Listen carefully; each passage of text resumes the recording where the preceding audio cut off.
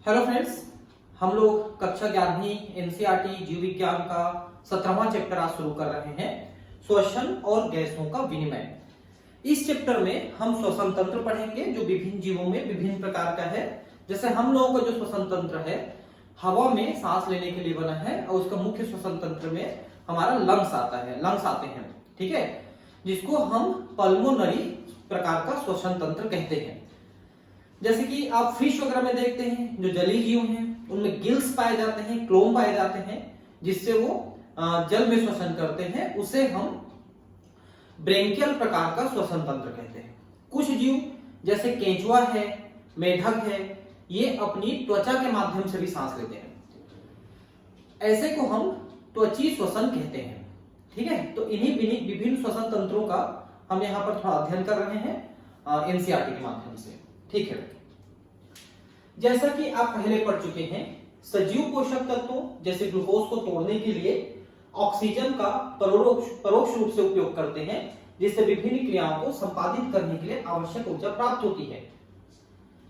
आपने पादपों में श्वसन करके एक चैप्टर पढ़ा है, जिसमें आपने ये पढ़ा कि किस तरह से हम अपनी श्वसन की क्रिया को आगे बढ़ाते हैं। कोशिकाओं में ग्लाइकोलिसिस, क्रेब्स चक्र, इलेक्ट्रॉन ट्रांसपोर्ट सिस्टम चलाते हैं और उससे हम ऊर्जा मुक्त कराते हैं ग्लूकोज के अणु से, और जो ऊर्जा मुक्त होती है उसमें से 40% हिस्से को हम एटीपी के रूप में संग्रहित कर लेते हैं और बाकी जो 60% है वो हमारा मुक्त हो जाता है, जो शरीर की गर्मी को बढ़ाने में, शरीर के टेम्परेचर बढ़ाने में मदद करता है, ठीक है।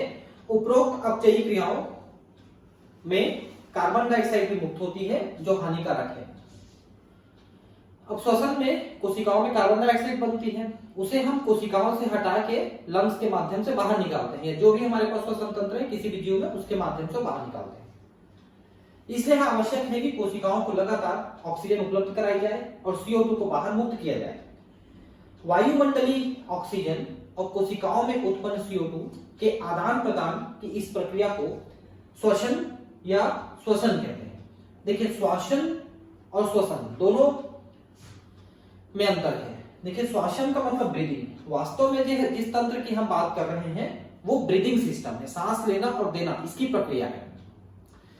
जबकि ये वाली जो श्वसन है ये वास्तव में कोशिकाओं के अंदर जो glycolysis, Krebs cycle, electron transport चलता है उसका अध्ययन है, जिसके बारे में हम पहले ही पढ़ चुके हैं, ठीक है। इस यहां पर जो हम पढ़ेंगे वो सांस लेने और देने की प्रक्रिया है।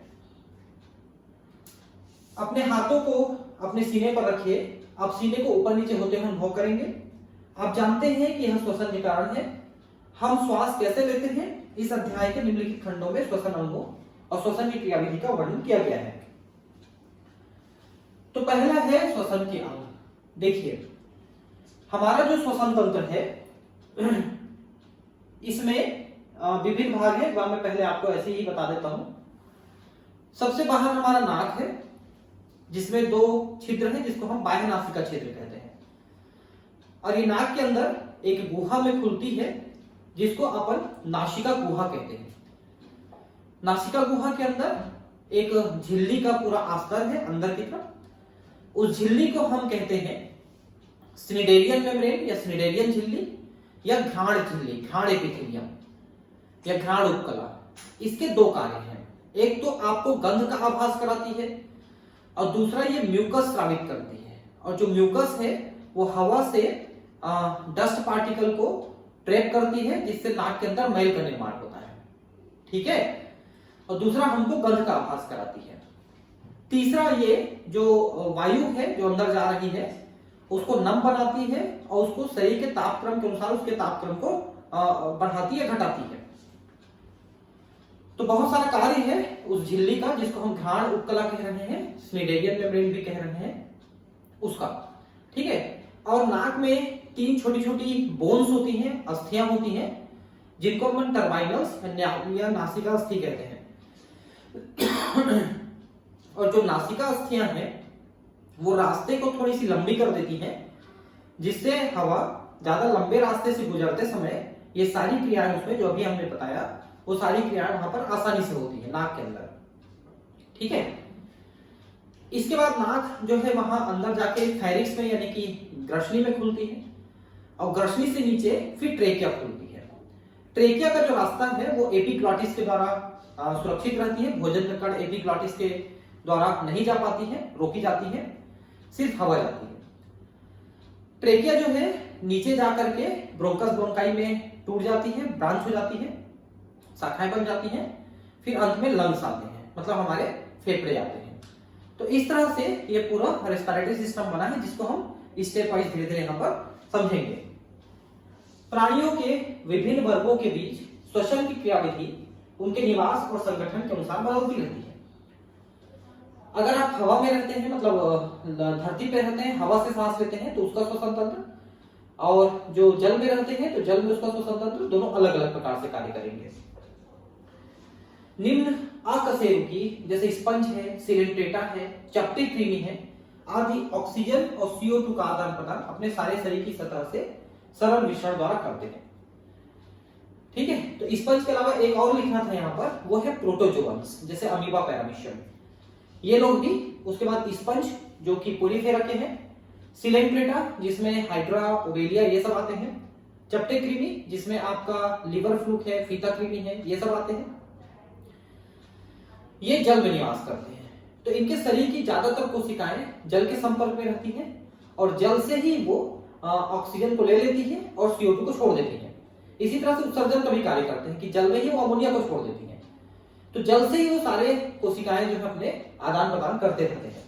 ठीक है, और ये विसरण द्वारा करते हैं। विसरण का मतलब आप समझते हैं कि जहां पर ज्यादा होता है वहां से कम की ओर चले जाते हैं। जैसे शरीर के अंदर CO2 ज्यादा है कोशिका में तो बाहर चले जाएंगे, O2 कम है तो अंदर आ जाएंगे।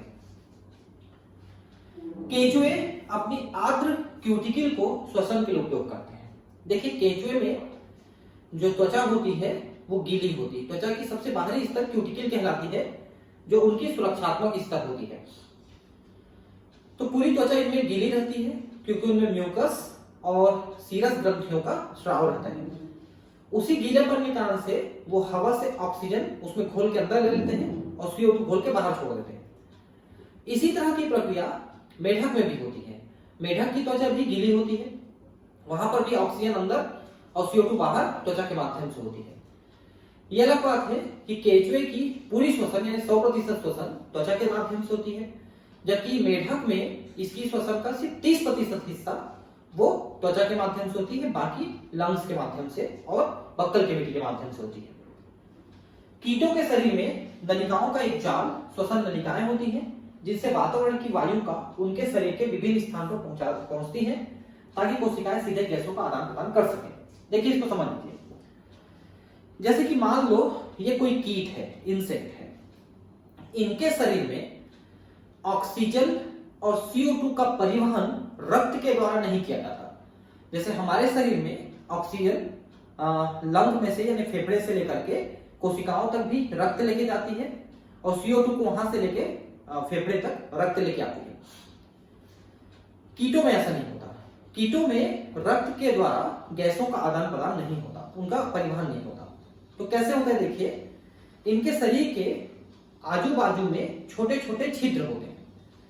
इन छोटे छोटे छिद्रों को श्वसन छिद्र या स्पाइरिकल्स कहते हैं, और उन्हीं छिद्रों से अंदर की तरफ बहुत पतले पतले, पहले मोटे फिर ब्रांचिंग होंगे बहुत पतले नलिकाएं होती हैं। उनकी पूरी जाल इसके शरीर के अंदर बिखरी रहती है और वो जाल एक एक कोशिका एक एक ऊतक तक पहुंचती है। फिर इन्हीं छिद्रों के माध्यम से हवा अंदर जाती है और इन्हीं छिद्रों के माध्यम से बाहर जाती है, और कोशिका के मतलब शरीर के एक एक कोशिका तक इसकी ऑक्सीजन पहुंचती है और वहां से जो है एक CO2 को कलेक्ट किया जाता है, निकाला जाता है। तो नलिकाओं का ये जो जाल होता है, इनको हम श्वसन नलिकाएं या ट्रेकिया कहते हैं। एक नली को ट्रेकिया, बहुत सारी नलियां हैं इसलिए ट्रेकी कहते हैं। तो इनका जो श्वसन तंत्र है स्पाइरेकिल्स और ट्रेकी का के द्वारा होता है, और ट्रेकी का जाल बिछा रहता है, नलिकाओं का जाल बिछा रहता है। ऐसी व्यवस्थाएं केवल कीटों में ही संभव है, कीटों में ही होता है। कीटों में 3-4 बड़ी अलग विशेषताएं हैं, जिनके माध्यम से इस दुनिया में कीट जो है सबसे ज्यादा सक्सेसफुल एनिमल्स हैं।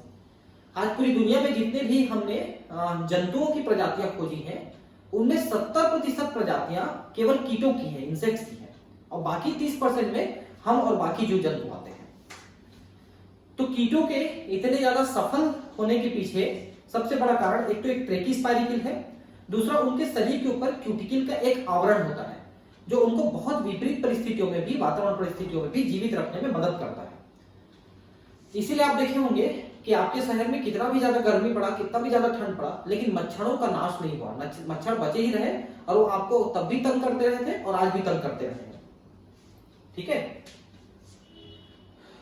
जलीय आर्थ्रोपोडा तथा मोलस्का में श्वसन विशेष संवहनी संरचना क्लोम या गिल्स के द्वारा होता है, जबकि स्थलचर प्राणियों में श्वसन विशेष संवहनी थैलीनुमा फुफ्फुस या फेफड़े द्वारा होता है। तो न केवल आर्थ्रोपोडा मोलस्का में बल्कि फिश में भी, मछलियों में भी गिल्स के द्वारा ही श्वसन होता है। ये अलग बात है कि इनके गिल्स की संरचना और मछलियों के गिल्स की संरचना दोनों में बहुत अंतर होता है। मोलस्का में जो गिल्स होते हैं उसे टीनिडिया कहते हैं, टीनिडिया, स्पेलिंग को ध्यान रखेंगे, CTENIDIA, इसको टीनिडिया कहते हैं, सी इसमें साइलेंट रहता है। तो मोलस्का प्राणी आप जरूर देखे हैं, जैसे वो घोंघा होता है ना, पाइला, वो मोलस्का है। तो इनमें ये गिल्स पाए जाते हैं। ठीक है। और हम लोगों में जो स्थलचर प्राणी है ज्यादातर, उनमें ये काम लंग्स के द्वारा या फेफड़े के द्वारा होता है। ठीक है। कशेरुकों में मछलियां क्लोम या गिल के द्वारा ही श्वसन करती हैं, जबकि एम्फीबिया यानी कि उभयचर, सरीसृप, पक्षी और स्तनधारी फेफड़े के द्वारा श्वसन करते हैं। तो जितने भी आपके कशेरुक प्राणी हैं जिनमें कशेरुक गण पाया जाता है, कशेरुक गण 5 प्राणियों में पाया जाता है। मत्स्य यानी कि मछलियां, उभयचर, सरीसृप, पक्षी और स्तनी, इन पांचों में आपका वर्टिब्रल कॉलम, पीछे रीढ़ की हड्डी, उसी को अपन कशेरुक गण कहते हैं, ये पाई जाती है, इसलिए हम लोग सब कशेरुकी में आते हैं। तो मछलियां तो जल में होती हैं, इसलिए गिल्स के द्वारा श्वसन करती हैं। गिल्स आप सब जानते हैं कि साइड में यहाँ पर छोटे छोटे ऐसी कटिंग्स होती हैं, मुंह से पानी जाता है, गिल्स से निकल आता है, उस बीच में पानी और रक्त के बीच में ऑक्सीजन और CO2 का आदान प्रदान हो जाता है। बाकी जो उभयचर हैं वो ज्यादातर थल में रहते हैं, तो थल में रहने के कारण से उनमें श्वसन के लिए फुफ्फुस का यानी कि फेफड़े का विकास हुआ है। लेकिन कुछ है जैसे उभयचर हैं, जैसे मेढक है। देखिए, अगर आपको एक क्वेश्चन आता है कि सबसे ज्यादा प्रकार के श्वसन तंत्र किन में पाए जाते हैं, तो आप लिखेंगे उभयचर में। उभयचर का आप ध्यान से समझिए। उभयचर के जीवन में 2 अवस्थाएं आती हैं, एक जलीय अवस्था और एक स्थलीय अवस्था, इसलिए उसको हम उभयचर कहते हैं क्योंकि दोनों जगह हो रहा है। जलीय अवस्था का मतलब क्या है? इसके अंडाणु शुक्राणु जल में निषेचित होते हैं, जल में ही उसके भ्रूण का परिवर्धन होता है और अंडे से बाहर आते हैं। अंडे से जो बाहर आते हैं उसे हम टैडपोल लार्वा कहते हैं। टैडपोल लार्वा जल में धीरे धीरे विकास करता है, अपना परिवर्धन करता है और 65 से 70 दिनों में वो मेढक बन के जल से बाहर धरती पे आता है। तो जब तक वो जल में रहता है तब तक उसमें जलीय श्वसन यानी कि गिल्स के द्वारा श्वसन होता है, बिल्कुल मछली जैसा जीवन होता है उसका। और जब वो थल में आ जाता है तो थल में रहते रहते उसमें 3 प्रकार का श्वसन तंत्र होता है। एक तो वो त्वचा के माध्यम से श्वसन करता है, जैसा भी मैंने थोड़ी देर पहले बताया, 30% श्वसन त्वचा के द्वारा होता है। दूसरा, जब वो सांस लेता है फेफड़े में तो उसके जो नासिका छिद्र है मुंह में खुलते हैं, तो हवा पहले मुंह में भरता है फिर लंग में जाता है। तो इनका जो मुंह है, मुख गुहा है, उसमें भी कुछ ऑक्सीजन और CO2 का रक्त के साथ आदान प्रदान हो जाता है और करीब 5% श्वसन मुख गुहा से हो जाता है, जिसको अपन मुख गुहा श्वसन या ओरल रेस्पिरेशन कहते हैं। उसके बाद वो लंग में जाता है ना, और लंग में जाने पर लंग के द्वारा उसमें करीब 65% यानी 65% श्वसन होता है। ठीक है। तो 3 प्रकार के श्वसन स्थलीय अवस्था में और 1 प्रकार का श्वसन उसकी जलीय अवस्था में, तो टोटल 4 प्रकार के श्वसन तंत्र उसमें कार्य करते हैं उभयचर में। उभयचर जैसे मेढक अपनी आर्द्र त्वचा द्वारा भी श्वसन कर सकते हैं। स्तनधारियों में एक पूर्ण विकसित श्वसन तंत्र पाया जाता है, श्वसन प्रणाली पाई जाती है, जिसके बारे में हम आगे बात करेंगे।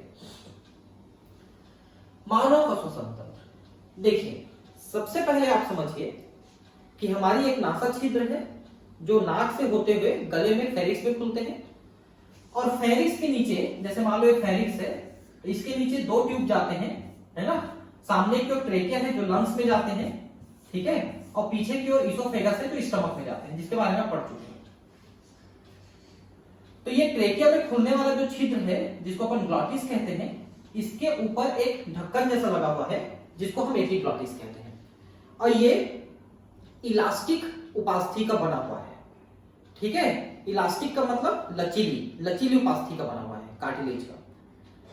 और जब हम भोजन करते हैं तो भोजन इसके अंदर नहीं जाता है, उसको वो बंद करके रखता है, लेकिन सांस लेते हैं तो खुलता है और ये अंदर जाता है सांस, ठीक है। हमारे एक जोड़ी बाह्य नासा द्वार होते हैं जो होठों के ऊपर बाहर की तरफ खुलते हैं, तो ये बाह्य नासा छिद्र है जो बाहर खुल रहे हैं, बाह्य नासा छिद्र, ठीक है। वैसे अंदर की तरफ अंतः नासा छिद्र भी होते हैं। ये नासा मार्ग द्वारा नासा कक्ष तक पहुंचते हैं। ये नासा कक्ष, अंदर में नासा कक्ष है, और इसमें एक झिल्ली है जिसका नाम मैंने बताया था, घ्राण उपकला, या उसी को स्निडेरियन झिल्ली कहते हैं, जो गंध का भी आभास कराता है और म्यूकस स्रावित करके हवा को साफ करना और उसको नम करने का भी काम करता है।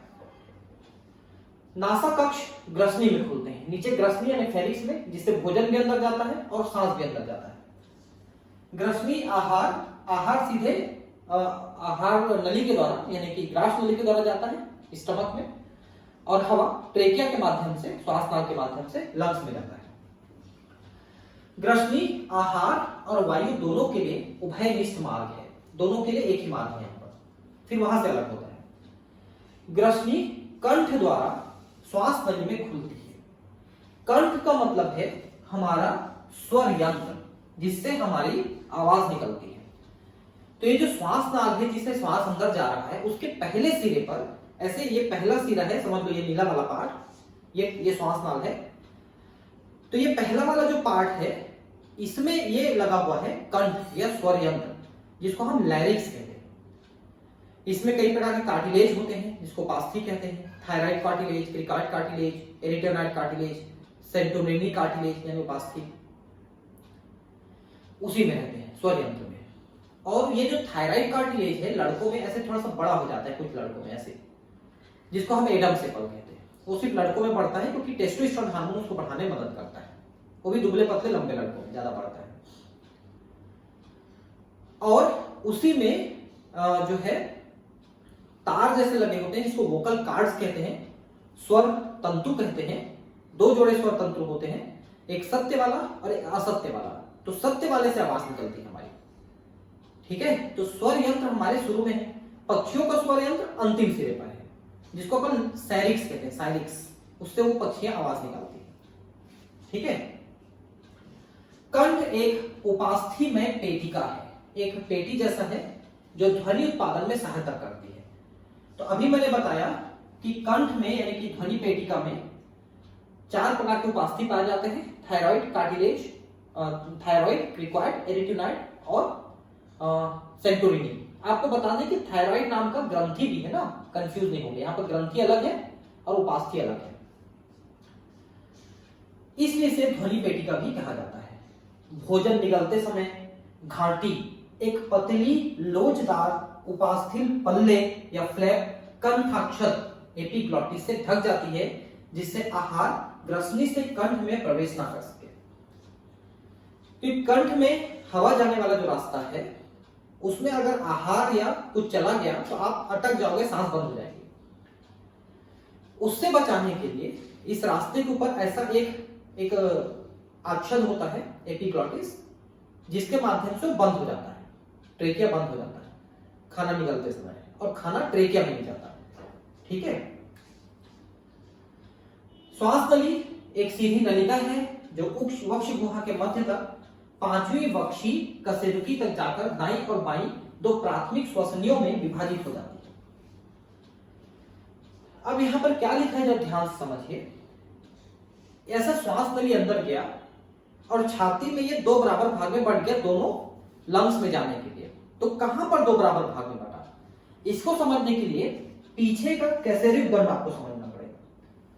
ये हमारी जो कशेरुक दंड बनी है, ये छोटे छोटे पार्ट से मिलकर बनी, छोटे छोटे अस्थियों से मिलकर बनी है। उन अस्थियों को अपन कहते हैं कशेरुकी, कशेरुकी कहते हैं, वर्टिब्री। हमारे गले वाले हिस्से में 7 वर्टिब्री हैं और छाती के पीछे वाले हिस्से में, जिसको वक्षी कशेरुकी कहते हैं, इसमें 12 कशेरुकी है।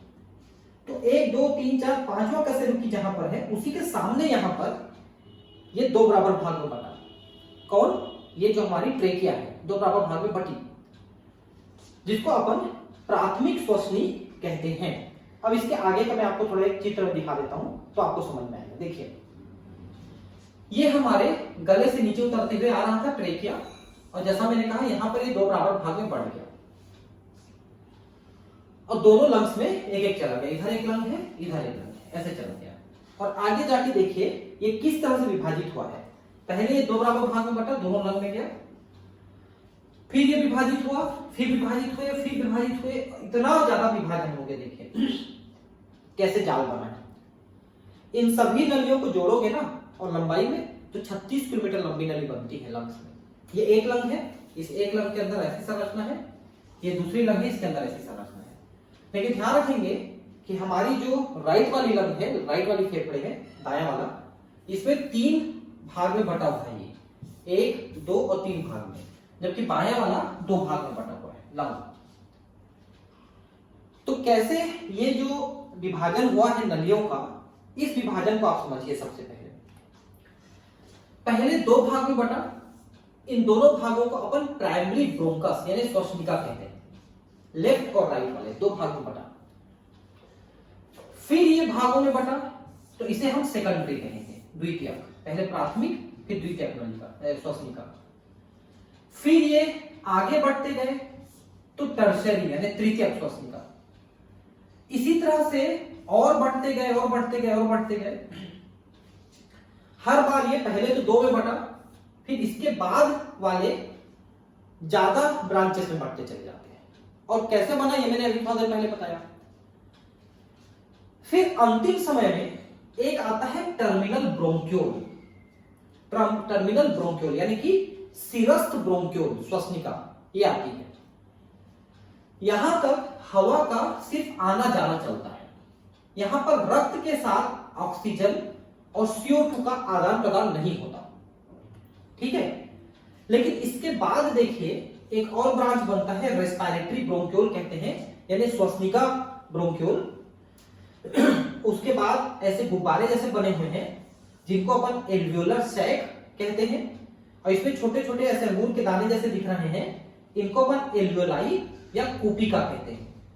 तो यहां से जो है ना आदान प्रदान चालू हो जाता है, ठीक है। आदान प्रदान यहां पर चालू हो जाता है। टर्मिनल ब्रोंक्यूल के बाद CO2 और O2 का आदान प्रदान चालू हो जाता है रक्त के साथ, ठीक है। तो ये यहां तक जो है ये सिर्फ गैसीय विनिमय सिर्फ हवा के साथ करता है, ऊपर बाहर मतलब, और यहां पर गैसीय विनिमय इसके बाद वाले में रक्त के साथ होता है। तो मुख्यतः ये जो छोटी छोटी कूपिकाएं दिख रही हैं, जिनको अपन कूपिकाएं या एल्वियोलस कहते हैं, उनमें जैसे मान लो ये एल्वियोलस है, तो इस एल्वियोलस में ऐसे जाल बिछा हुआ है। जाल किसका जाल बिछा हुआ है? रक्त वाहिनियों का जाल बिछा हुआ है। जैसे आप लोगों ने फुटबॉल देखा होगा, फुटबॉल को आप एक कूपिका मान लो, और फुटबॉल को रखने के लिए एक जाली का बना हुआ थैला होता है, जिसमें रख कर ऐसे लेके जाते हैं, लाते हैं खेलने के लिए, देखे हो क्या? तो जाली पूरा ऐसे लगा हुआ है चारों तरफ, उसी तरह से रक्त वाहिनियों का जाल बिछा हुआ है, ठीक है।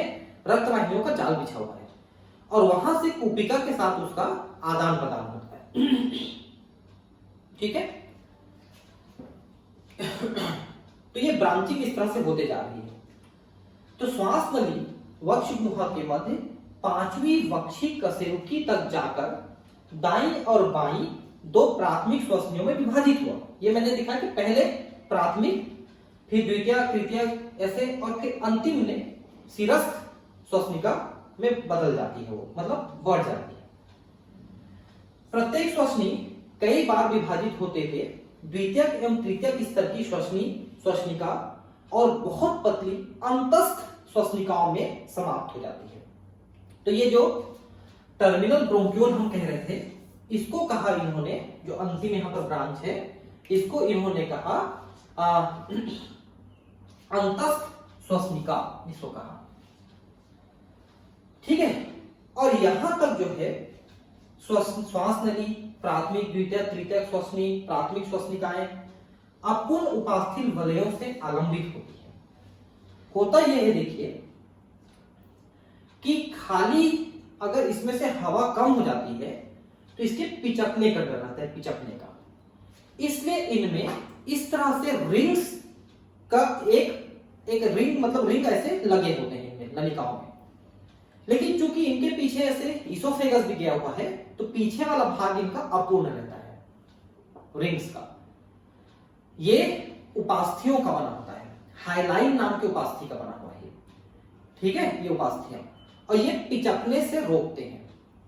ठीक है, तो कहां तक ये उपास्थि पाई गई है आप देख सकते हैं, टर्मिनल ब्रोंक्यूल तक ये उपास्थि पाई गई है। प्रत्येक अंतस्थ श्वसनिका बहुत सारी पतली अनियमित भित्ति युक्त वाहिका इत थैली जैसी संरचनाओं कुपिकाओं में खुलती है। तो आप देख सकते हैं कि अंतिम में ये थैली जैसी कुपिकाओं में ये खुल रही है। ठीक है, यहीं पर गैस का आदान प्रदान होता है और ये इतनी ज्यादा शाखाएं लंग्स के अंदर बनती हैं, जो मैं आपको दिखाना चाहता था कि कितनी शाखाएं बन रही हैं, करोड़ों अरबों की संख्या में शाखाएं बनती हैं, 36 किलोमीटर लंबी ट्यूब बन जाती है। तो अंतिम सिरे पे जो कुपिकाएं होती हैं उन्हें वायु कुपिका कहते हैं।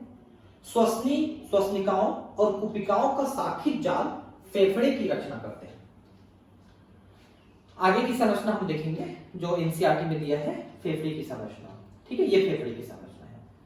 तो आप देख सकते हैं कि ये यहां पर ये कंठ है जो आवाज निकालने का काम करता है, और कंठ के ऊपर कंठाक्षर यानी एपिग्लॉटिस पाया जाता है जो भूजल को अंदर आने से रोकता है, और ये पूरा श्वास नली है जिसमें ये अपूर्ण उपास्थि में वलय पाई जाती है, सी आकार का, जो उसको पिचकने से रोकती है, हाइलाइन कार्टिलेज का बना हुआ। फिर ये पांचवें वर्टिब्री के पास सामने की ओर दो भाग में बटा, ठीक है, और इसे हम कहते हैं प्राथमिक श्वसनिका। फिर ये और ब्रांचिंग बट बट करके ये दो लंग्स का निर्माण किया है। अब ये लंग्स में देखिए, इनके चारों तरफ जो है दो झिल्ली का आवरण है, फेफड़े के चारों तरफ दो झिल्लियां हैं। इन झिल्लियों को अपन फुफ्फुस आवरणी झिल्ली यानी कि प्लूरल मेम्ब्रेन कहते हैं। एक अंदर में है, एक बाहर में है। अंदर वाले को आंतरिक यानी विसरल और बाहर वाले को पेराइटल यानी बाह्य झिल्ली कहते हैं। दो झिल्लियां हैं, फुफ्फुस आवरणी झिल्ली, प्लूरल मेम्ब्रेन। इन दोनों के बीच में एक द्रव भरा हुआ है जिसको हम फुफ्फुस आवरणी द्रव कहते हैं, यानी कि प्लूरल फ्लूइड कहते हैं। तो जब हम सांस लेते छोड़ते हैं, लंग फूलता पिचकता है, तो उनके बीच में घर्षण के से ये बचाता है फुफ्फुस द्रव। लेकिन लंग में किसी प्रकार का इंफेक्शन हो जाता है, किसी प्रकार का उसमें संक्रमण हो जाता है, बैक्टीरिया वगैरह का, निमोनिया वगैरह हो जाता है, तो ये द्रव मात्रा में बढ़ जाती है और झिल्लियों में सूजन आ जाता है। तो द्रव की मात्रा अगर बढ़ जाती है तो उससे प्लूरिसी नाम का प्रॉब्लम चालू होता है, जिससे लंग्स में दर्द होता है और लंग के डैमेज होने का खतरा हो जाता है।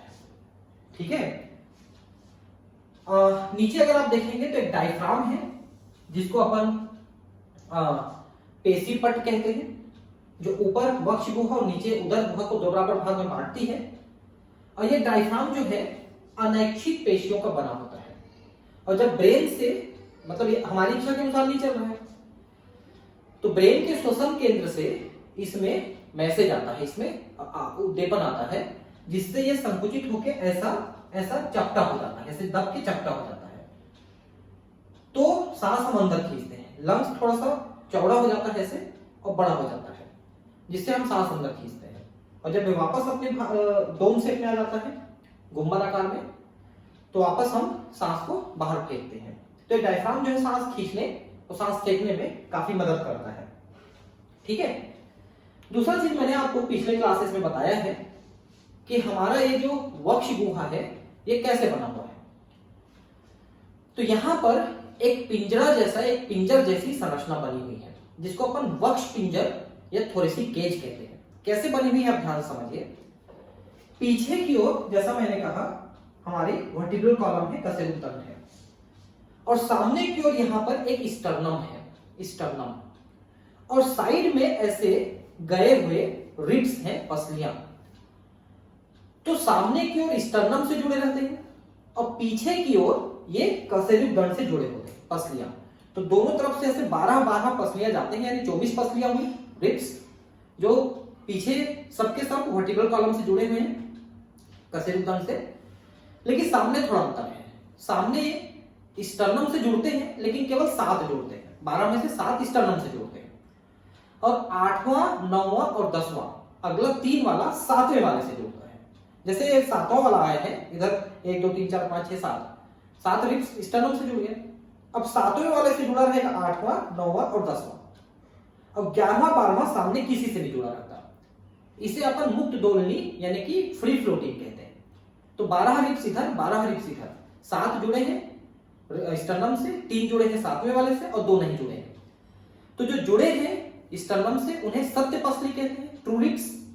जो 7वें वाले से जुड़े हैं उन्हें फॉल्स रिब कहते हैं, 3 है, और 2 फ्री फ्लोटिंग रिब्स हैं। ऐसे 12 रिब्स हैं, 12 पसलियां हैं। तो पसलियां हैं जो सामने स्टर्नम वगैरह से और पीछे वर्टिकल कॉलम से जुड़े हैं। तो ये सभी मिल करके एक थोड़ी सी केज यानी कि वक्ष पिंजर का निर्माण करते हैं, और इसके अंदर हमारे फेफड़े और हृदय दोनों सुरक्षित रहते हैं। ठीक है, ऐसा है। तो वही सब चीजें यहां पर दिख रही हैं आपको।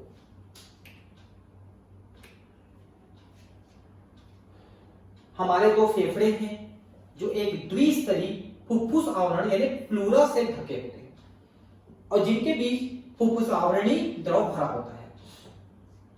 ठीक है, तो 2 झिल्लियों से घिरा होता है लंग, जिसको अपन फुफ्फुस आवरणी झिल्ली कहते हैं, जिसको अपन प्लूरल मेम्ब्रेन भी कहते हैं, और उनके मध्य एक द्रव भरा हुआ है जिसे अपन प्लूरल फ्लूइड या फुफ्फुस आवरणी द्रव कहते हैं, जो घर्षण को कम करता है, फेफड़े की सतह पर घर्षण कम करता है।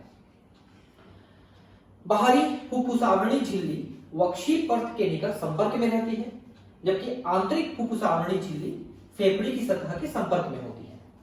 ठीक है, तो बाहरी और आंतरिक 2 हैं। अंदर वाला फेफड़े से चिपका रहता है, उसको विसरल कहते हैं यानी कि आंतरिक झिल्ली, और बाहर वाली पेराइटल यानी परिधि झिल्ली होती है। बाह्य नासारंध्र से अंतस्थ श्वसनिकाओं तक का भाग चालन भाग, जबकि कुपिकाओं और उनकी नलिकाएं श्वसन तंत्र का श्वसन या विनिमय भाग गठित करती हैं। तो मैंने आपको बताया था कि टर्मिनल ब्रोंक्यूल यानी अंतस्थ श्वसनिकाओं तक हवा का सिर्फ बाहर आदान प्रदान होता है, रक्त के साथ नहीं होता, इसलिए इतने भाग को सिर्फ चालन भाग कहते हैं। हवा का आदान प्रदान हवा के साथ हो रहा है, लेकिन उसके बाद जो भागे हैं उनका आदान प्रदान रक्त के साथ चालू हो जाता है, तो उसको अपन श्वसनी भाग कहते हैं या विनिमय भाग कहते हैं। चालन भाग वायुमंडलीय वायु को कुपिकाओं तक संचालित करता है, इसे बाहरी कणों से मुक्त करता है, आर्द्र करता है तथा वायु को शरीर के तापकणों तक लाता है। तो ये ज्यादातर काम तो हमारा नासा छिद्र नाक ही कर देता है। नाक के अंदर जो म्यूकस झिल्ली है वो ये काम कर देता है, लेकिन हमारी जो आंतरिक झिल्ली, आंतरिक जो नलियां हैं ट्रेकिया वगैरह, उसमें भी म्यूकस का आवरण रहता है। जैसे ये ट्रेकिया है, श्वास नली, इसमें भी म्यूकस का आवरण है, जो आने वाले धूल के कणों को, बैक्टीरिया वगैरह को अपने में चिपका लेते हैं और उसको फेफड़े तक जाने से रोकते हैं, और ये म्यूकस धीरे धीरे हटा दिए जाते हैं और नए म्यूकस स्थापित किए जाते हैं। इनको हटाने का काम सीलिया करता है, यहाँ पर सीलिया लगे होते हैं इनके दीवारों में, वो इनको हटाते हैं और ये हट करके हमारे पाचन तंत्र में चले जाते हैं, जिससे वो अंदर अंदर पच जाते हैं। ठीक है, तो हवा को साफ करने का काम नाक के से लेकर के ट्रेकिया, ब्रोंकस, ब्रोंकाई तक रहता है। फेफड़े वक्ष गुहा में स्थित होते हैं, जो शारीरतः एक वायुरोधी कक्ष है और कहीं से हवा उसमें प्रवेश नहीं कर सकता। आपको बता दें, यदि यहां पर लंग में पंचर कर दिया जाए, चाकू मार के छेद कर दिया जाए, तो लंग पंचर होते ही उसमें से हवा निकल जाएगी और लंग्स कोलैप्स कर जाएंगे, पिचक जाएंगे और व्यक्ति की मौत हो जाएगी। इसीलिए जो जूडो कराटे वाले हैं वो ये घुसा मार करके, ये पसलियां हैं, इसको तोड़ने का प्रयास करते हैं सामने वाले का, और जब पसलियां टूटेंगी तो अंदर की तरफ घुसेंगी, तो अंदर की तरफ घुस के लंग को पंचर कर देंगी, तो लंग को पंचर करने की तो लंग कोलैप्स हो जाएंगे और व्यक्ति की मौत हो जाएगी। वक्ष गुहा कक्ष पृष्ठ भाग में देखिए, अब ये उसी पिंजर की बात कर रहे हैं जो पिंजर अभी थोड़ी देर पहले मैंने बताया। पृष्ठ भाग में कशेरुक दंड पीछे है ना, अधर भाग में उरोस्थी यानी ये सामने स्टर्नम को उरोस्थी कह रहा है। पार्श्व में पसलियां और नीचे गुंबदाकार डायफ्राम द्वारा बनता है। ये डायफ्राम इसमें शामिल है, ध्यान रखेंगे। वक्ष में फेफड़ों की शारीरिक व्यवस्था ऐसी होती है कि वक्ष गुहा के आयतन में कोई भी परिवर्तन फेफड़े की गुहा में प्रतिबिंबित हो जाएगा। श्वसन के लिए ऐसी व्यवस्था आवश्यक है। अब क्या लिखा है देखिए कि जो वक्ष गुहा है अगर ये बड़ी होगी तो फेफड़े की भी अंदर की आयतन बढ़ेगी, और फेफड़े की आयतन बढ़ेगी तो सांस अंदर जाएगा, क्योंकि अंदर वायु दाब कम हो जाएगा, तो बाहरी वायु दाब से आंतरिक वायु दाब कम होने से सांस अपने आप अंदर जाएगा। और जब वक्ष गुहा का आकार कम होगा तो हवा बाहर जाएगी, क्योंकि आंतरिक जो फेफड़े का आकार है आयतन में वो कम होगा, दाब बढ़ेगा तो हवा अपने आप बाहर जाएगी। तो अंदर और बाहर के लिए फेफड़े के आयतन को कम ज्यादा कम करना पड़ता है, और वो काम वक्ष गुहा के कम ज्यादा होने से होता है। और ये सारा काम स्टर्नम, रिब्स, डायफ्राम ये सब मिला के करते हैं। अभी कैसे करते हैं ये भी मैं आपको बताऊंगा। ये लंग्स मैंने आपको बताया, और यहीं पर ये हार्ट है ना, ध्यान रखेंगे। हार्ट जो है हमारा ये बीच में थोड़ा सा इस साइड में, लेफ्ट साइड में झुका हुआ है, और उसका जो निलय है वो नीचे साइड में पड़ता है, इसलिए हमको धड़कन यहाँ पर महसूस होती है। लेकिन लंग मतलब हार्ट जो है सिर्फ बीच से ऐसे कही हुई है, ध्यान रखेंगे आप, ऐसे तिकोनी टाइप की है। अब श्वसन में निम्नलिखित चरण शामिल है। पहला, श्वसन या फुफ्फुसे समातल, जिसमें वायुमंडलीय वायु अंदर खींची जाती है और CO2 से भरपूर कुपिका की वायु को बाहर मुक्त किया जाता है। अब ये तो बताने की जरूरत नहीं कि सांस अंदर और बाहर ले रहे हैं। सांस अंदर लेने को अंतः श्वसन और सांस बाहर जाने को बहिर्श्वसन, इंस्पायरेशन और एक्सपायरेशन कहते हैं। कुपिका झिल्ली के आर पार गैसों का विसरण। कुपिका झिल्ली के आर पार क्या होता है? रक्त वाहिनियां होती है, और रक्त वाहिनी के अंदर रक्त है, तो रक्त और कुपिका के मध्य वायु का आदान प्रदान हो जाता है। ठीक है। रुधिर द्वारा गैसों का परिवहन। अब ये जो गैस है जिसमें ऑक्सीजन हमने रक्त में भेजा, वो परिवहन करके उसको रक्त जो है ऊतकों तक ले जाता है, ऊतकों को ऑक्सीजन दे देता है, वहां से CO2 ले लेता है, फिर उसको परिवहन करके फेफड़े तक लाता है, और फेफड़े को के वायु कुपिका को दे देता है, और वो बाहर चला जाता है। रुधिर और ऊतकों के बीच ऑक्सीजन और CO2 का मिश्रण, क्योंकि रुधिर अब पहुंचा ऊतकों तक तो वहां ऑक्सीजन देगा और CO2 लेगा। अपचयी क्रियाओं के लिए कोशिकाओं द्वारा O2 का उपयोग और उसके फलस्वरूप CO2 का उत्पन्न होना, कोशिकीय श्वसन, जिसके बारे में अध्याय 14 में बता चुके हैं, glycolysis Krebs cycle electron transport system, उसके द्वारा ऑक्सीजन का उपयोग और CO2 का उत्पादन होता है। अब श्वसन की क्रियाविधि देखिए, इसको मैं ढंग से आपको बताने वाला हूं, आप थोड़ा ध्यान से सुनेंगे। श्वसन में यानी सांस अंदर लेके बाहर लेने में दो चरण है। अंतः श्वसन यानी इंस्पायरेशन, जिसमें सांस अंदर लेते हैं, वायुमंडलीय वायु को अंदर खींचा जाता है, और निहि श्वसन यानी कि एक्सपायरेशन, जिसके द्वारा फुफ्फुसी वायु को बाहर मुक्त किया जाता है, यानी सांस बाहर किया जाता है। वायु को फेफड़े के अंदर ले जाने के लिए फेफड़ों और वायुमंडल के बीच दाब प्रवणता निर्मित की जाती है। देखिए, जहां पर वायु का दाब कम रहेगा वहां उस तरफ ज्यादा वायु दाब से कम वायु दाब की तरफ हवा अपने आप जाएगी।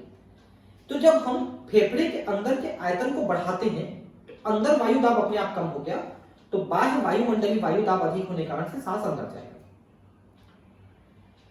और फेफड़े के आयतन को कम करेंगे तो अंदर दाब बढ़ जाएगा, तो सांस अपने आप बाहर जाएगी। बस इसी को बड़ा और छोटा करने की प्रक्रिया हमको समझना है कि फेफड़े के अंदर के आयतन को बड़ा कैसे करते हैं और छोटा कैसे करते हैं, इसको हमको समझना है। अंतः श्वसन तभी हो सकता है जब वायुमंडलीय दाब से फेफड़ों की वायु का दाब यानी कि आंतर फुफ्फुसी दाब कम हो जाए, अर्थात फेफड़ों का दाब वायुमंडलीय दाब के सापेक्ष कम होता है। ठीक है। इस तरह से निश्वसन तब होता है जब अंतर फुफ्फुसी दाब वायुमंडलीय दाब से कम हो जाता है।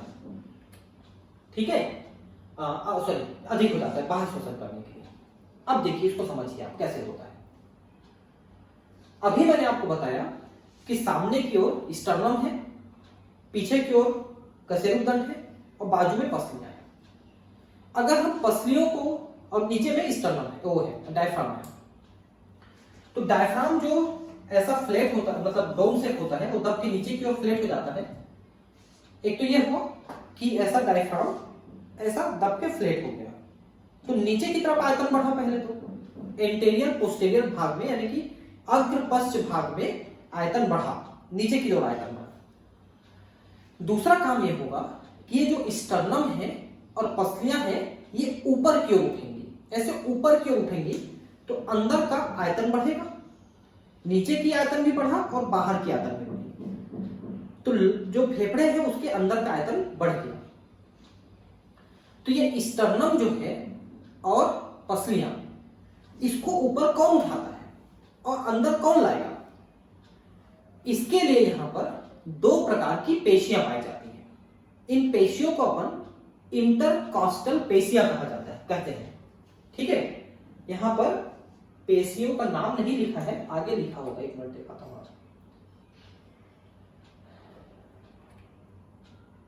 हाँ, ये देखिए अंतरापरशुक पेशियां इनको कहा जाता है। अंतरापरशुक मतलब पसलियों के बीच बीच में पेशियां पाई जाती है। ठीक है, अंतरापरशुक एक बाह्य वाला पाया जाता है, एक आंतरिक वाला पसली पाई जाती है। बाह्य वाली जो पेशी है वो इनको बाहर की तरफ खींचेगी और आंतरिक वाला अंदर की तरफ खींचेगी।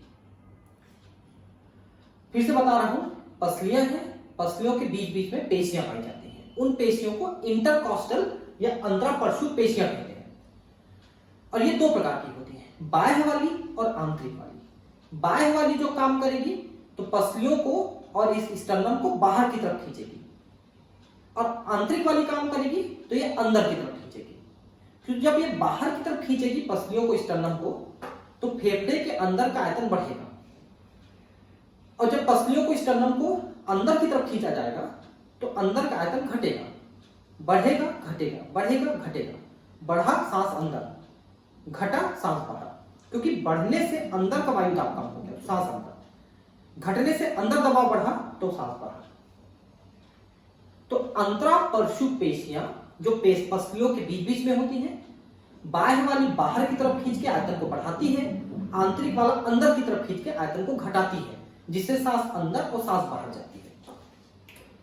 ठीक है, तो ये देखिए यहां पर इसी चीज को लिखा है, वक्ष के आयतन में वृद्धि हुई जिससे सांस अंदर आई, क्योंकि अंदर का वायु दाब कम हो गया, और वक्ष का आयतन कम हुआ तो सांस बाहर गई, क्योंकि अंदर का दाब बढ़ गया।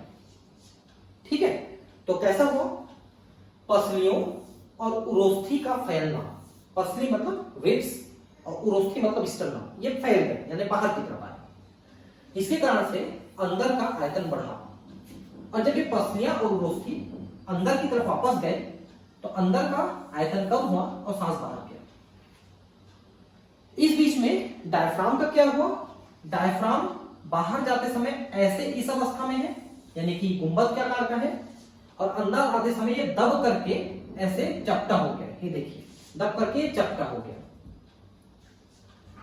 तो डायफ्राम संकुचित होता है, जब ये चपटा होता है उस समय संकुचित रहता है। डायफ्राम अनैच्छिक पेशी का बना होता है और पेशियां संकुचित और शिथिलित होती हैं। तो जब डायफ्राम संकुचित होती है तो ये दब करके ऐसे हो जाती है चपटा, और जब डायफ्राम वापस शिथिलित होती है तो ऐसा ये डोम के आकार का यानी कि गुंबद के आकार का हो जाता है। ठीक है, तो ये भी सांस को खींचने में बहुत मदद करता है और ये सांस को फेंकने में मदद करता है। लेकिन एक बात ध्यान रखेंगे कि स्त्रियों में डायफ्राम थोड़ा कम सक्रिय रहता है, क्योंकि डायफ्राम के ठीक नीचे गर्भाशय होता है। अगर गर्भ में बच्चा पड़ रहा है तो डायफ्राम उसको ठोक करके उसके गर्भ को नष्ट कर सकता है। इसलिए डायफ्राम की जो सक्रियता है स्त्रियों में थोड़ी कम होती है पुरुषों की तुलना में। डायफ्राम और एक विशिष्ट पेशी समूह पसलियों के बीच स्थित बाह्य एवं अंतःपरशुक यानी इंटरकास्टल पेशियां इस तरह की प्रवणताएं उत्पन्न करती हैं। मैंने अभी बताया कि अंतःपरशुक पेशी जो पसलियों के बीच में है, दो प्रकार की है, बाह्य और आंतरिक। ठीक है, वही बाहर और अंदर खींच रही है। अंतःशोषण डायफ्राम के संकुचन से प्रारंभ होता है, जो अग्र पश्च अक्ष में वक्ष गुहा का आयतन बढ़ा देता है। इसको आप समझिए, ये आयतन जो है दो प्रकार से बढ़ रहा है। एक तो डायफ्राम नीचे की ओर झुक रहा है, इसी कारण से ऊपर नीचे के अक्ष में आयतन बढ़ा, और जब पसलियां और स्टर्नम फैल रही हैं तो ये पृष्ठ अधर सतह में आयतन बढ़ा। तो ऊपर नीचे की सतह में अक्ष में आयतन का बढ़ना, अग्र पश्च अक्ष में आयतन का बढ़ना हुआ, एंटीरियर पोस्टीरियर एक्सिस। तो डायफ्राम ये करता है कि ऊपर नीचे में अक्ष में ये आयतन को बढ़ाया, और पसलियां और डायफ्राम, पसलियां और ये स्टर्नम ये पृष्ठ अधर सतह में बढ़ाया। ये हमारा जो पीछे होता है पृष्ठ होता है और सामने अधर होता है, तो पृष्ठ अधर सतह में ऐसे बढ़ाएगा। कौन बढ़ाएगा? पसली और स्टर्नम ऐसे बढ़ाएगा, अधर पृष्ठ सतह में ऐसे बढ़ाएगा, सामने अधर पीछे पृष्ठ ऐसे बढ़ाएगा, और डायफ्राम ऐसे बढ़ाएगा। तो इसको हम अग्र पश्च दिशा, अग्र पश्च दिशा में बढ़ाएगा, ऊपर की ओर अग्र, नीचे की ओर पश्च ऐसे बढ़ाएगा और ऐसे बढ़ाएगा। इन दोनों को समझना है। तो डायफ्राम ने आयतन को अग्र पश्च अक्ष में बढ़ाया। बाह्य अंतरापश्चु पेशियों का संकुचन पसलियों और उरोस्थी को ऊपर उठा देता है, जिससे पृष्ठाधार अक्ष डॉर्सल वेंट्रल अक्ष में वक्ष गुहा कक्ष का आयतन बढ़ा। ठीक है, और ये भी मैंने बताया कि बाह्य वाला जो अंतरापश्चु पेशी है वो ऊपर उठाता है इसको। वक्ष गुहा के आयतन में किसी प्रकार से हुई वृद्धि के कारण फुफ्फुस के आयतन में भी वृद्धि होती है। यह समान तरह की वृद्धि फुफ्फुसी दाब को वायुमंडलीय दाब से कम कर देती है। जब अंदर का आयतन बढ़ेगा तो दाब कम हो गया ना, तो बाहर से हवा उसकी पूर्ति के लिए आएगा, अंदर आएगा, जिससे बाहर की वायु बलपूर्वक फेफड़ों के अंदर आ जाती है, अर्थात अंतः श्वसन की क्रिया होती है, सांस अंदर आया। ठीक है, चित्र में आपको दिखाया मैंने। डायफ्राम और अंतरापश्चु पेशियों का शिथिलन डायफ्राम और उरोस्थी को उनके समान स्थान पर वापस कर देता है और वक्षी आयतन को घटाता है, जिससे फुफ्फुसी आयतन भी घट जाता है। इसके परिणाम स्वरूप अंतर फुफ्फुसी दाब वायुमंडलीय दाब से थोड़ा अधिक हो जाता है, जिससे फेफड़ों की हवा बाहर निकल जाती है, अर्थात निःश्वसन हो जाता है। ये सारी चीजों को मैंने आपको समझाने की भी कोशिश किया है। हम अपनी अतिरिक्त उदरी पेशियों की सहायता से अंतः श्वसन और निःश्वसन की क्षमता को बढ़ा सकते हैं। अब देखिए, ये सब काम तो यहाँ की पेशियां, पसलियां ये सब करी। अब ये उदर में आते हैं, उदर गुहा। उदर में भी कुछ पेशियां पाई जाती हैं। आप देखे होंगे कि ये जो हीरो होते हैं, हीरो और जो सेलिब्रिटीज, वो लोग अपने 6 पैक्स 8 पैक्स डेवलप करते हैं। ऐसे उदर में ऐसे खंड खंड में पेशियां नजर आती है, ये उदर पेशियां हैं। तो सांस खींचने में ये उदर पेशियां हमारी मदद करती है, फेंकने में भी मदद करती है। तो उदर पेशियां कुछ मदद आपकी जरूर करती है। औसतन एक स्वस्थ मनुष्य प्रति मिनट 12 से 16 बार श्वसन करता है। 1 मिनट में 12 से 16 बार। श्वसन गतिविधियों में सम्मिलित वायु के आयतन का आकलन स्पायरोमीटर की सहायता से किया जाता है, जो फुफ्फुसी कार्यकलापों का नैदानिक मूल्यांकन करने में सहायक होता है। देखिए, किसी व्यक्ति को थोड़ा अस्थमा या इस टाइप का ब्रोंकाइटिस टाइप की प्रॉब्लम हो जाती है। एक मशीन होता है स्पायरोमीटर। इसमें कितनी सांस अंदर ले रहे हैं, कितनी बाहर फेंक रहे हैं, इसकी हवा की मात्रा को नापने का यंत्र है। इससे हमारे लंग के स्वास्थ्य का पता चलता है, कितना स्वस्थ है, कितना अस्वस्थ है। अगर उसके लंग में कोई प्रॉब्लम है, जैसे कि ब्रोंकाइटिस है, अस्थमा है, इस टाइप का दमा, तो फिर उसका इलाज किया जाता है। नैदानिक मूल्यांकन, नैदानिक निदान मतलब इलाज, मूल्यांकन मतलब उसका चेकअप करना। तो हम उसका चेकअप करते हैं ताकि हम उसका इलाज कर सकें। वैसे अस्थमा का कोई खास इलाज है नहीं दुनिया में, ठीक है। अब है श्वसन संबंधी आयतन और क्षमताएं। तो हम कितनी सांस ले रहे हैं, छोड़ रहे हैं, सामान्य अवस्था में या टेंशन की अवस्था में ज्यादा ताकत ला के लेते हैं, छोड़ते हैं, तो कितना कितना आयतन ले रहे हैं, छोड़ रहे हैं, इसका हम यहां पर आकलन करेंगे। तो पहला है ज्वारीय आयतन यानी टाइडल वॉल्यूम, टीवी। ये क्या है? एक सामान्य मनुष्य आराम से बैठा है, लेटा है, कोई ज्यादा वर्क नहीं कर रहा है, तो आराम से सांस ले रहा है, छोड़ रहा है, उस समय जो आयतन ले छोड़ रहा है वो टाइडल वॉल्यूम है, ज्वारीय आयतन है। और ये आधा लीटर होता है 500 ml। 500 ml हवा लेते हैं और छोड़ते हैं। जैसे अभी आप आराम से बैठ के पढ़ रहे हो, मोबाइल सामने रखा है आपका, आराम से पढ़ रहे हो, तो आप अभी 500 ml एक बार में ले रहे हो, देखो ये एवरेज है, कम ज्यादा हो सकता है थोड़ा बहुत ना।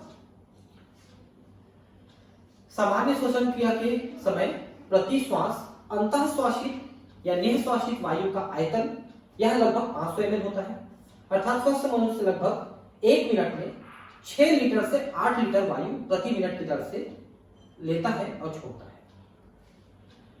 क्योंकि एक बार में आधा लीटर ले रहे हो, छोड़ रहे हो, और 1 मिनट मान लो 16 बार आप सांस ले रहे हो, तो करीब वही 6000, 7000, 8000 ml यानी कि 6 लीटर से 8 लीटर के बीच में आप सांस लेते हो, छोड़ते हो। अब है इंस्पायरेटरी रिजर्व वॉल्यूम, अंतः श्वसन सुरक्षित आयतन, IRV इसको कहते हैं, IRV। अब देखिए, आप सामान्यतः 500 ml सांस लेते हो, उसके बाद और ताकत लगाइए और ताकत लगा के सांस लीजिए, तो जो अतिरिक्त सांस आप ले रहे हो ताकत लगा के, वो होता है IRV, और इसकी मात्रा होती है 3000 ml। सामान्य रूप में 500 लिया, उसके ऊपर से ताकत लगा के 3000 ml यानी 3 लीटर हवा आप अंदर ले सकते हो, और इतने को छोड़ने में आपको ताकत लगाने की जरूरत नहीं पड़ेगी। 500 लिया तो 500 को, 3000 लिया तो 3000 को, 3500 लिया तो 3500 को, जितना आप लिए उतने को छोड़ने में आपको कोई ताकत लगाने की जरूरत नहीं है, आप आराम से छोड़ सकते हो। तो जो बलपूर्वक आपने लिया वायु आयतन का वह अतिरिक्त मात्रा जो एक व्यक्ति बलपूर्वक अंतःश्वासित कर सकता है, यह 2500 से 3000 ml होता है, जो 500 ml के अतिरिक्त होता है। इस बात को ध्यान रखेंगे। अब आप 500 लिए छोड़ लिए, 3000 लिए छोड़ लिए, उसमें छोड़ने में आपको ताकत लगाने की जरूरत नहीं है, लेकिन उतना छोड़ने के बाद अब और ताकत लगा के छोड़िए, इनके अतिरिक्त और छोड़ सकते हो। मान लो आपने 500 लिया, उसके बाद 3000 लिया, यानी 3500 लिया, 3500 को छोड़िए, वो नॉर्मल छूटेगा, उसके बाद ताकत लगा के छोड़िए, तो करीब करीब 1100 ml आप और छोड़ सकते हो ताकत लगा के, अतिरिक्त ताकत के साथ। इसे हम ERV कहते हैं। ताकत लगा के अंदर लिए थे IRV, ताकत लगा के बाहर छोड़ा वो ERV है, निःश्वसन सुरक्षित आयतन यानी एक्सपायरेटरी रिजर्व वॉल्यूम, जो 1100 ml है। बहुत ताकत लगा के 1100 ml और छोड़ दिया, उसके बाद भी फेफड़े में कुछ हवा बाकी रह जाती है, और बाकी हवा 1100-1200 ml, 1200 ml ध्यान रखिए के आसपास रहती है। कितना भी ताकत लगा के छोड़ोगे, 1100 छोड़े, 1200 फिर भी बच गया फेफड़े में, और उसे अपन अवशिष्ट या रेसिडुअल वॉल्यूम RV कहते हैं, ये बच गया। ठीक है, तो आपने कितना लिया छोड़ा? आपने 3500 लिया, फिर 3500 छोड़ा, उसके बाद 1100 और छोड़ा, तो आपने करीब 4600 ml छोड़ा। इसे हम फुफ्फुसीय क्षमता कहते हैं, लंग कैपेसिटी कहते हैं। समझ रहे हैं बात को? ऊपर वर्णित कुछ श्वसन संबंधी आयतनों को जोड़ दें तो फुफ्फुसीय क्षमता कहलाती है, टोटल लंग कैपेसिटी, TLV, तो TLC, टोटल लंग कैपेसिटी। ठीक है, जो कि 4600 के आसपास हो, इतना आपने छोड़ा जो निकाली जा सकती है, जिसका नैदानिक उद्देश्यों को उपयोग किया जाता है। ठीक है, तो आप बड़े हॉस्पिटल में जाएंगे और सांस में कोई दिक्कत से बोलोगे तो फर्स्ट से लिखिएगा लंग फंक्शन टेस्ट कराओ, जाओ, 1000 रुपये उसका चार्ज लेते हैं लोग, लंग फंक्शन टेस्ट। तो एक मशीन में ऐसे पाइप को आपके ऐसे पकड़ा देगा मुंह में और फूंको बोलेगा, तो ताकत लगा के फूंकोगे आप, तो मशीन दिखाएगा कि आपके लंग में कितनी ताकत है, उससे वो फिर आपके लंग का इलाज करेगा, जो भी अस्थमा वगैरह की प्रॉब्लम है उसका वो ट्रीटमेंट करता है। अब है इंस्पायरेटरी कैपेसिटी। तो आपने देखा कि 500 ml लिया, फिर 3000 और लिया, दोनों को जोड़ोगे तो ये IC आता है। ये देखिए TV और IRV, 500 लिया फिर 3000 लिया, तो टोटल 3500 ले सकता है। उसे निःश्वसन क्षमता कहते हैं, अंतःश्वसन, इंस्पायरेटरी कैपेसिटी। ठीक है, और जितना लिया उसको आसानी से छोड़ सकते हो, उसके बाद जो अतिरिक्त छोड़ सकते हो उन दोनों को जोड़ोगे तो एक्सपायरेटरी कैपेसिटी है। तो आराम से लिए 500 ml, आराम से छोड़ दिए, उसके बाद ताकत लगा 1100 और छोड़े, तो करीब 1600 ml आपका एक्सपायरेटरी कैपेसिटी है नॉर्मल कंडीशन में। जब आपने ताकत लाके सांस नहीं लिया है, सिर्फ नॉर्मल सांस लिया है, उसको छोड़े हो, फिर ताकत लाके 1100 और छोड़े हो, उसको मिला के आपका 1600, और वो आपका निश्वसन क्षमता है। इन दोनों को जो ध्यान रखेंगे आप, इनमें से क्वेश्चन आया है, वैसे तो आया किसी में से भी है, सब में से है। अब है वाइटल कैपेसिटी, ठीक है। तो एक व्यक्ति बलपूर्वक अंतः श्वसन करता है, उसका बलपूर्वक निश्वासित कर सकता है। तो बलपूर्वक 35 तो लिया, उसी को टोटल लंग कैपेसिटी हमने कह रहे थे, और 1100 और छोड़ सकता है, 3500 के साथ 1100, तो 46 ml को ये छोड़ सकता है। तो ये हुआ vital capacity. Vital capacity lung capacity नहीं था, वाइटल कैपेसिटी था। और लंग कैपेसिटी कितना था कि भाई इतना आपने छोड़ा, उसके बाद भी 1200 ml आपके लंग में बचा, टोटल 5800 ml आपके लंग में भर सकता है, यानी 6000 ml के आसपास। तो आपके फेफड़े में करीब 6 लीटर हवा भर सकती है, जिसमें से आप 4500 4600 के आसपास को छोड़ सकते हो, 1200 फिर भी आपके लंग में बचा रहेगा। तो टोटल लंग में 6 लीटर के आसपास हवा भर सकती है, उसी को टोटल लंग कैपेसिटी कहते हैं।